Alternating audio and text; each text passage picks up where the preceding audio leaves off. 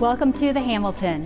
What was known as the Freeland estate for more than 25 years is now the Hamilton. The estate home with 29,000 square feet of finished space, 9,000 square feet of unfinished areas, 8 bedrooms, 9 full baths, 6 half baths, 1 quite literally a throne, and 9 fireplaces. And don't forget 2 elevators, all on 40 acres of serene wooded property with a 7-acre well-fed lake, a second apartment home, and horse stables with its own living area, all for a listing price of $6.75 million. I think the price is going to surprise a lot of people, but we priced it for what is to be expected in Fort Wayne, Indiana.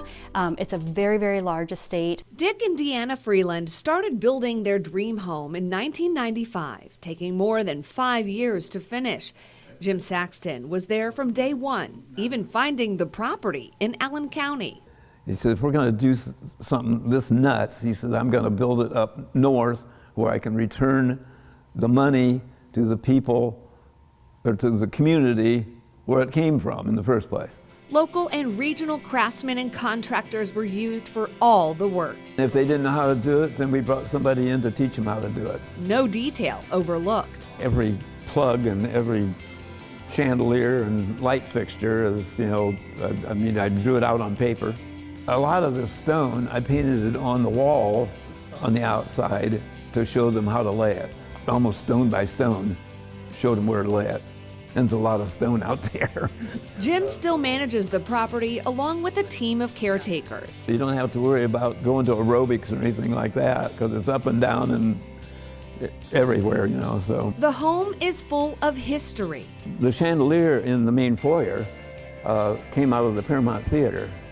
And I worked at the Paramount Theater when I was 16 years old, and my mom also worked at the Paramount Theater. But it was a theater that was equally as beautiful as what the Embassy is. There are also 2 chandeliers that came from the Knoll Mansion that, again, they saved before it was torn down. And hidden gems. You're constantly finding new areas of the home that you've never seen before.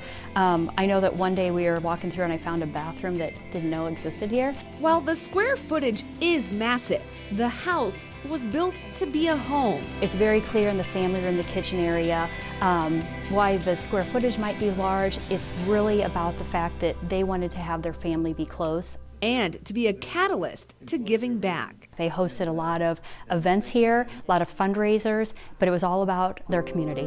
The Freelands were also philanthropists. A lot of the community doesn't know. They're known for this big, huge home that they have here, but nobody realizes the very little details, what they were doing at Christmas times to families in need in and around our community.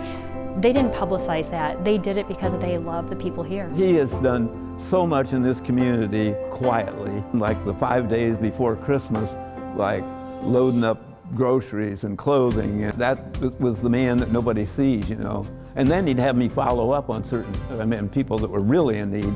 And he'd hand me a wad of cash and he'd say, disperse this as you see fit. Even building the mansion 30 years ago, Dick Freeland was thinking beyond being his home, running empty conduit under the ground across the property. He said, who knows what this will become? He said, it may become a college. It could be, something to do with medical work. And he said, at least, we've got that laid in there for him to get from one end to the other, and it's a start. Bringing the estate that's Fort Wayne famous into its future. We've had foundations that are interested, we've had individual buyers that are interested in this house, so I just really hope the legacy that the Freeland started with this home and this estate is continued in a great way.